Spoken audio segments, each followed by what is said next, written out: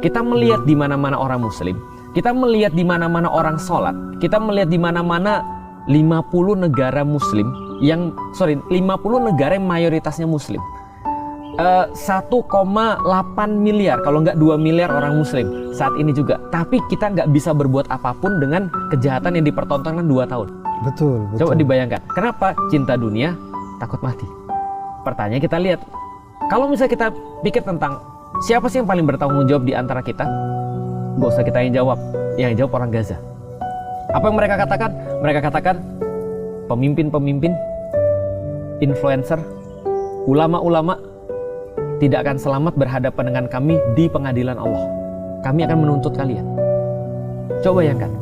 Pertanyaannya kalau kita tanya pada pemimpin, influencer, ulama, mereka yang punya suara, kenapa mereka nggak ngomong? Atau kenapa mereka nggak mengerahkan pasukan? Atau kenapa mereka masih banyak perhitungan? Mereka akan bilang, kalau kami begini, konsekuensinya begini. Kalau kami begini, konsekuensinya begini. Kan gitu kan sebenarnya kan? Iya. Tapi sebenarnya bukankah semua punya konsekuensi sebenarnya? Ya kan? Iya sih. Kalau kita nggak mati di dunia, kita mati. Kalau kita nggak mati karena senjata atau karena perang atau karena apa? Karena bom, kita mati hati, itu lebih parah.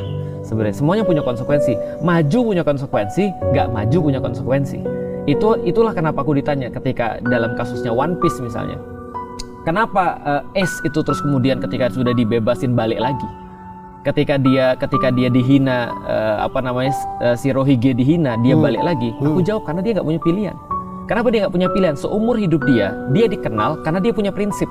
Dia dikenal karena dia punya value. Begitu value-nya diinjek-injek dan dia diem, untuk apa lagi hidup?